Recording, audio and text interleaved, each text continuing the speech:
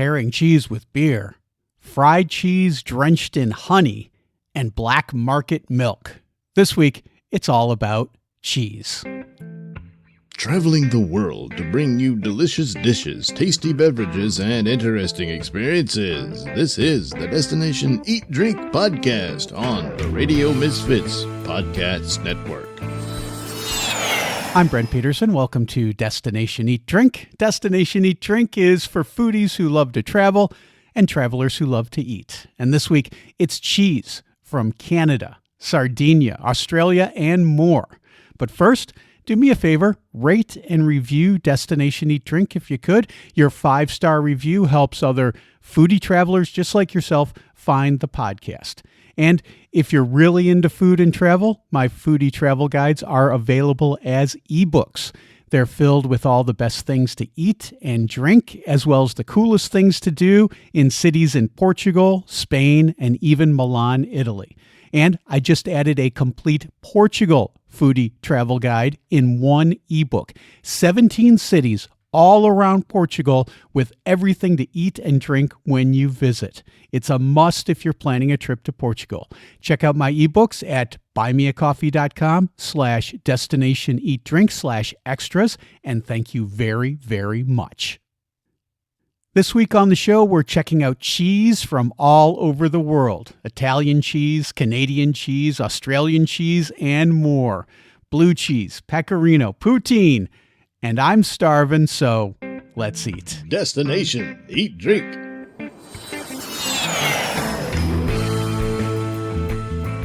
Darlie Newman is the host and creator of the TV show Travels with Darlie. In fact, the new season of Travels with Darlie is coming out in 2025. We'll have her on the show to talk about that in a few weeks. But for now, here's Darlie talking about a recent episode in Canada and the poutine she enjoyed there. Let's go to Canada. I've talked about this on the podcast. I'm kind of obsessed with Canada because I went there as a little kid, but I haven't been back, and I've intended to go time and time again, and it just hasn't worked out. You did an episode on Quebec, and I think for a lot of folks, when they think about going to Canada, it's Toronto or Vancouver, maybe Montreal, but Quebec doesn't make it to the top of their list, and I think it should. All the videos I see makes me really, really, really want to go to Quebec. Talk a little bit about your experience in Quebec, Darlie. So that's my third visit to Quebec, and I think there's a lot you can do in all the different seasons. I've been in the winter, and I've gone to Mont Tremblant and gone skiing and dog sledding. I really want to go back and go to the Ice Hotel outside of Quebec City, but I haven't made it there yet. But I was in Quebec City for the New France Festival, which is the beginning of August, and it's this annual festival where people dress up as if we're in Quebec City back during the time when it was considered New France. And there's a lot of wonderful history and live music going on, and it's just visually fun. But also really great options, not just in Quebec City for food, but outside of Quebec City. I mean, I did on a foodie tour in Montreal, and I went and tried Montreal bagels. I went and had street side gnocchi that was only $5. A lot of interesting food options there. But when you go to Quebec, you have to try the poutine. I think it's on most people's lists. And I was taste testing it as I went through. I did try some good poutine at a place called The Bouche, which is a quirky kind of restaurant in Old Quebec City. And they have these funky interiors. They have this sort of table of ice where you can take maple taffy and you can make yourself a little like iced maple syrup dessert where they pour taffy over the ice and you swirl it onto a stick, almost like a popsicle of maple taffy. And it comes out kind of it's really good. It comes out icy, and it's just a fun little thing to do when you're visiting. But they have great poutine at that restaurant. And then I would also say, if you want a little excursion to an area of Quebec that it's visited by a lot of people in Vermont because it's not far over the border. But I went to the Eastern Townships, and I'm there on this beautiful lake at Manoir Have, which is a resort that's often ranked as one of the top in Canada, if not the world. The Clintons go there. Mystery writer Louise Penny frequents this destination to write a lot of her books, which is kind of fun. But that was the best poutine that I tried on my trip, was at their restaurant. I was pairing it with, of course, a local IPA and a wonderful dessert. But I thought it was interesting because, again, the products they were using to make the poutine were hyper local. So they were local cheese curds. And also, and if you know poutine, it's French fries with cheese curds and gravy. But the gravy that they created for this particular poutine was made with birch syrup from the birch trees that were right there on the property. So it doesn't get any Oh, more, wow. yeah, doesn't get any more local than that. But it was, I thought, wow, how is this going to be with birch syrup? I'd never tried birch syrup before. It was fantastic. So you might even want to just go there if you're in that area, make a little day trip excursion, or go for lunch or dinner and try the poutine at Manoir Hove, because it was really good. Katie Parla is a New York Times best-selling author who also hosts the Gola podcast. She champions the great cheeses of Sardinia. Talk a little bit about the cheese of Sardinia, because you talk about it in your book and makes my mouth water. We're not just talking pecorino. What kinds of cheeses are we talking about? Well, a lot of the cheeses are pecorino, technically, because pecorino just means sheep's milk cheese. So while there is some cow's milk cheese production, the majority is pecorino, with like the little footnote that 97% of pecorino romano is actually made in Sardinia. But you have a range of different pecorino cheeses that are aged in different styles. The production of the cheese is happening at a certain total titratable acid range that affects the final flavor, that affects the texture of the curds. And so even though there are literally hundreds of different types of pecorino in Sardinia, they can have really beautiful expression and nuance due to what the animals are eating. They're often grazing on, a salad of wild greens, and the way that the cheese is produced, the temperature of fermentation, the type of inoculation, and the sort of acidic environment that's happening during the process. And what's so great about Sardinian cheese is that it is often used in sweets. And I actually just made seadas, which are these ravioli with a lard-based dough. They are 4, or even, if you're lucky, 5 inches in diameter, filled with cheese, and then you fry them, ideally in lard, and then drench them in honey. And that's kind of the signature sweet that people on the mainland are most familiar with. Although there are many other examples of cheesy deliciousness on the island. Wow, that sounds amazing. Let's talk about these pecorino, these different expressions of pecorino, as you put it. What would be some that we would run across? I guess maybe the question should be, is there any that we would run across in a market in the U.S.? Are there any well-known ones that we could actually find if we went to a Whole Foods or maybe a gourmet Italian market that actually make it over the Atlantic and people can enjoy it? Or is it really, hey, you've got to go to Sardinia if you want to try these?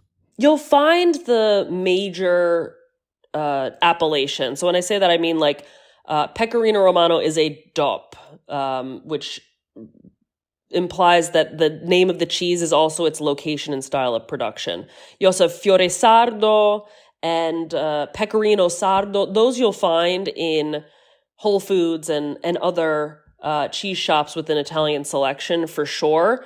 Finding other cheeses can be a little bit of a challenge, although there is this place with a very silly name, I know, the Beverly Hills Cheese Shop. It's in Beverly Hills.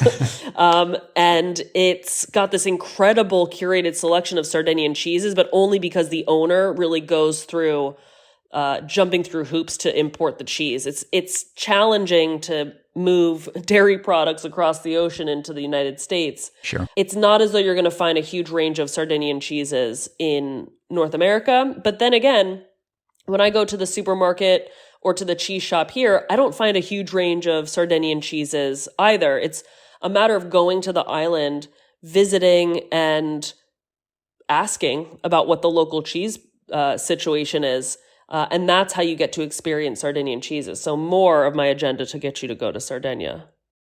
for me, that's what travel's all about anyway. It's like, what is the local thing that I'm going to be enjoying here, whether it's a cheese, whether it's pasta, whether it's a style of coffee, whatever it is.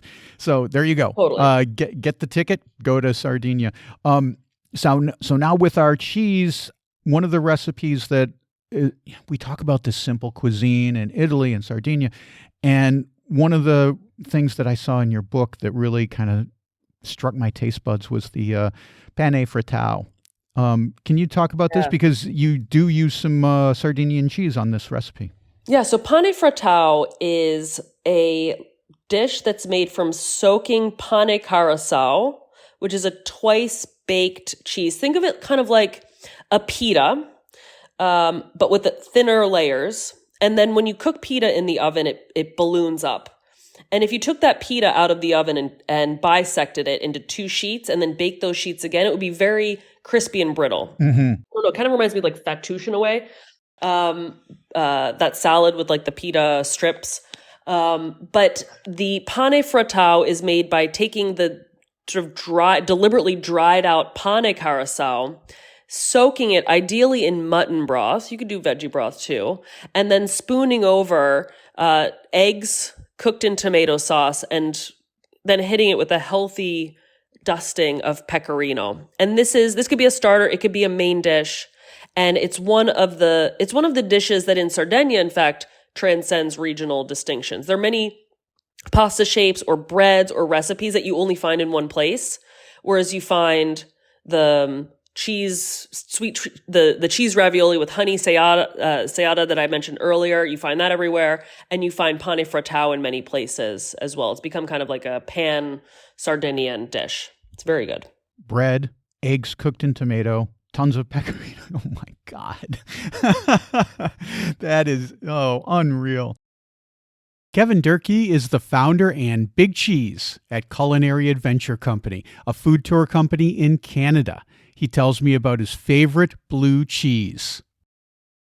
Kevin, last time you were on, you were talking about Canadian cheese, and you had me convinced Canadian cheese belongs at the top with French, Italian, and American cheeses.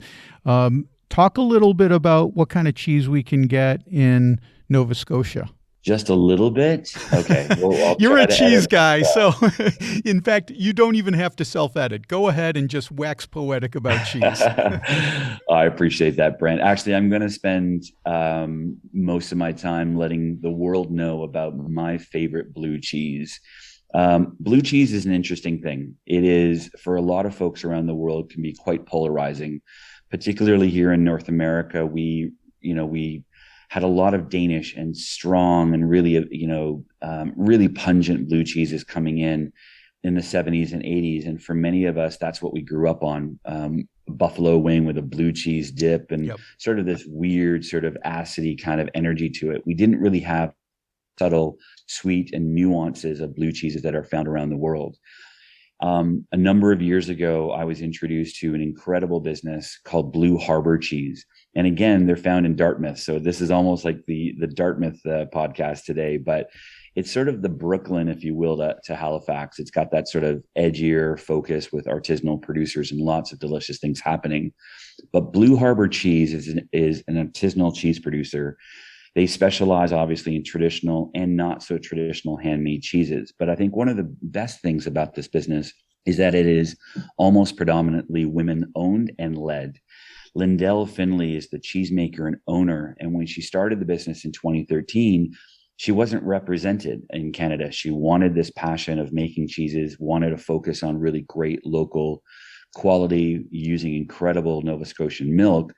But she, was sort of a trailblazer, and she continues to lead an incredible team led by other cheesemakers in her group, like Catherine and a variety of others. But they decided to sort of lean in heavy on blue cheeses. And the blue cheese that I am absolutely addicted to is a product that they call Urban Blue. And as I mentioned, it's my favorite blue cheese in Canada. And frankly, I've not had a better one almost anywhere. But the difference with this particular one, it's a triple cream and it's a dolce flavored. It's the sweetness and the richness and the inspiration from a gorgonzola, if you will, from Italy. It's that buttery creaminess and softness. but it also has this complexity that is not only sweet, but meaty. It has a rich, buttery note. I call it a starter blue. We do a lot of cheese tasting at the Culinary Adventure Company. And a lot of people, as I've mentioned a moment ago, get their backs up and, I don't like blue cheese. And I ask them to just trust me, because when you take a little piece of this beautiful urban blue, you drop it on your palate and you close your eyes for a moment and you just let it swirl around. Yes, there's that little sharpness of the blue coming forward first, but most people, if they give it a second, they're going to get an entire incredible, flavor of pan-fried buttered mushrooms, this richness, this sweetness, this earthiness that comes from it. It's incredibly unique, incredibly delicious.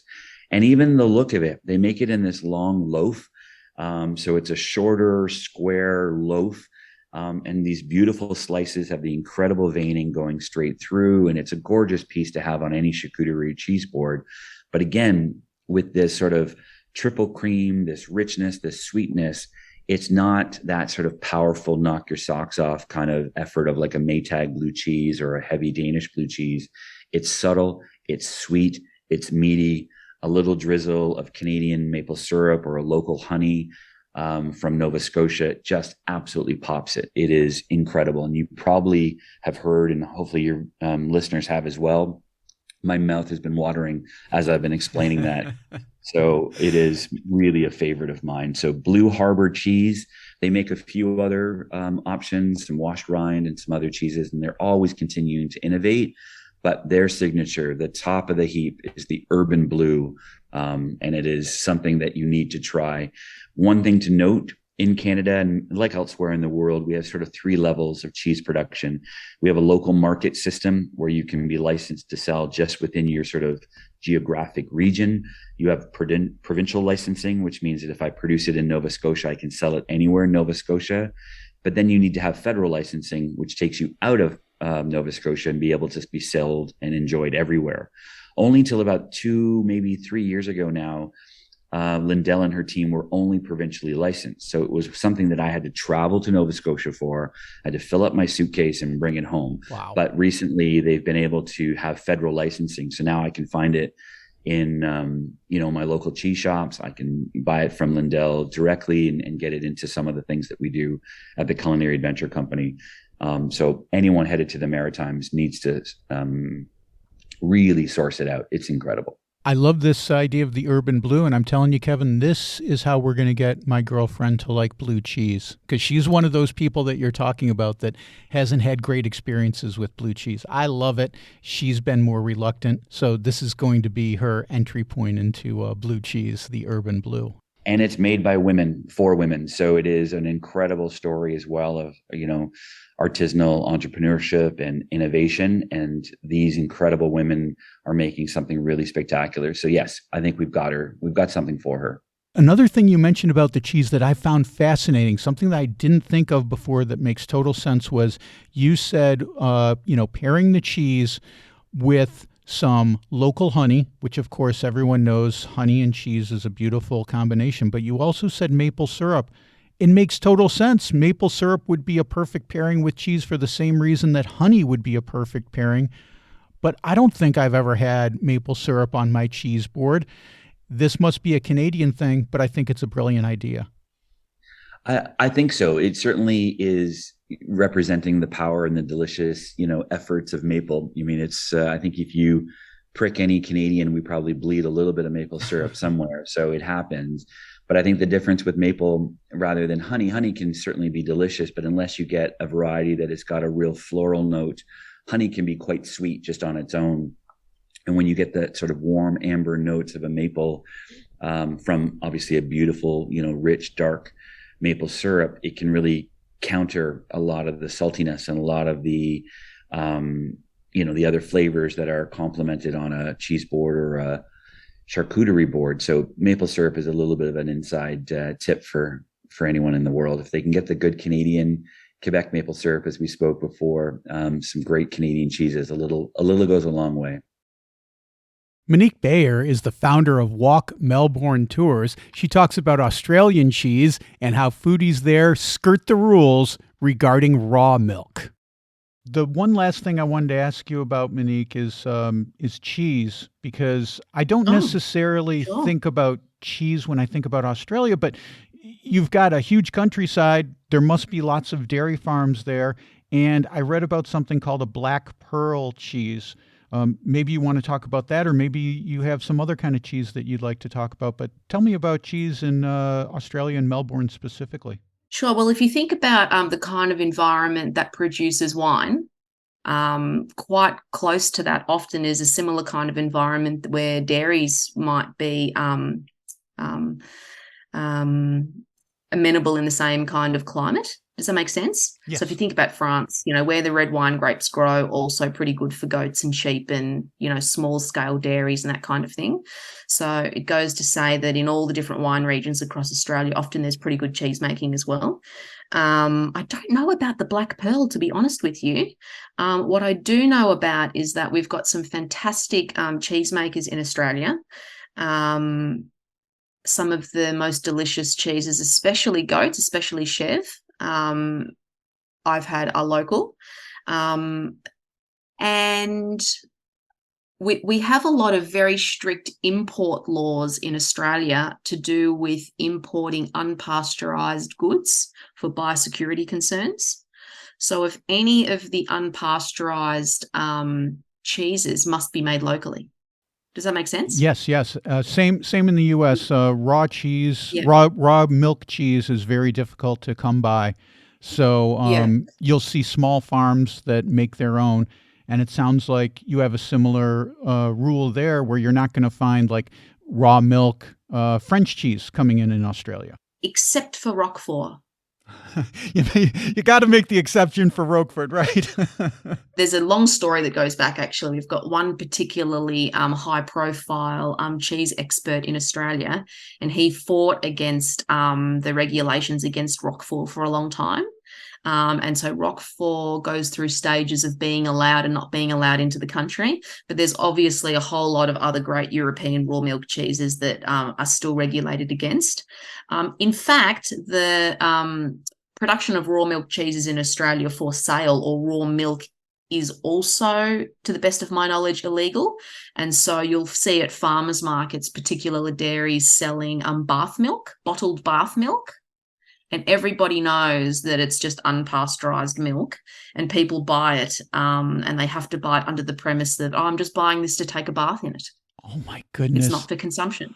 Oh, my goodness. So it is labelled as bath milk and it is sold. And of course, we all know people are going home to drink it or make cheese from it or whatever else, or yogurt.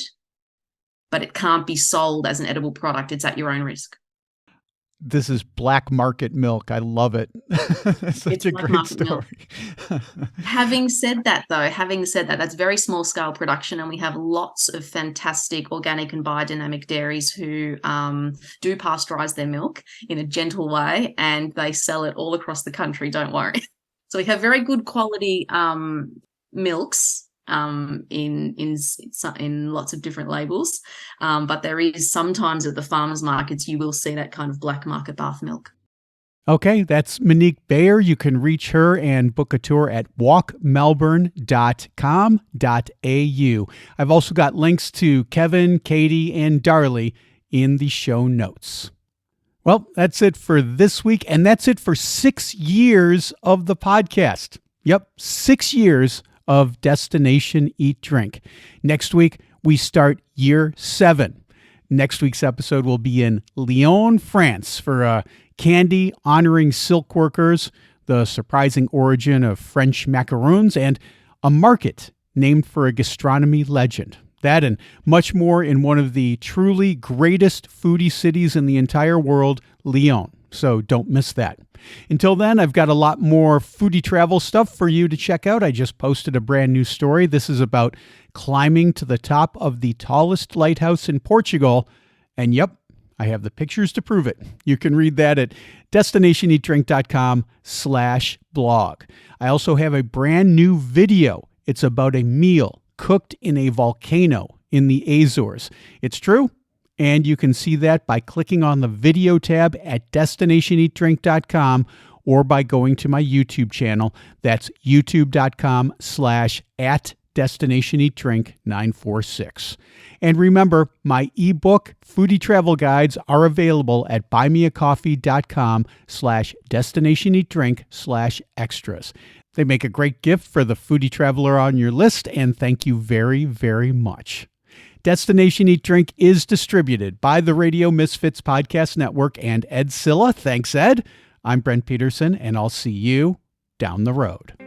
Join us next week for another culinary adventure on Destination Eat Drink, a presentation of the Radio Misfits Podcast Network.